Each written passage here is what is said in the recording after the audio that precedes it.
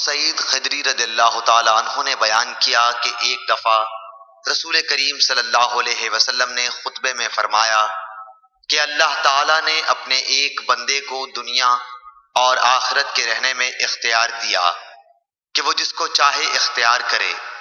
بندے نے وہ پسند کیا جو اللہ کے پاس ہے، یعنی آخرت۔ یہ سن کر ابو بکر رضی اللہ تعالی عنہ رونے لگے۔ میں نے اپنے دل میں کہا کہ اگر خدا نے اپنے کسی بندے کو دنیا اور آخرت میں سے کسی کو اختیار کرنے کو کہا اور اس بندے نے آخرت پسند کر لی تو اس میں ان بزرگ کے رونے کی کیا وجہ ہے؟ لیکن یہ بات تھی کہ بندے سے مراد رسول اللہ صلی اللہ علیہ وسلم ہی تھے، اور ابو بکر ہم سے زیادہ جاننے والے تھے۔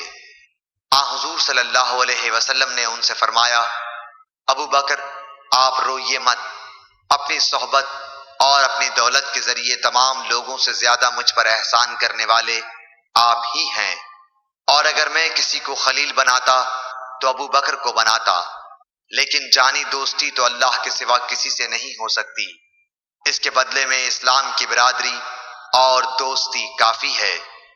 مسجد میں ابو بکر رضی اللہ تعالی عنہ کی طرف کے دروازے کے سوا تمام دروازے بند کر دیے جائیں۔ صحیح بخاری حدیث نمبر 466۔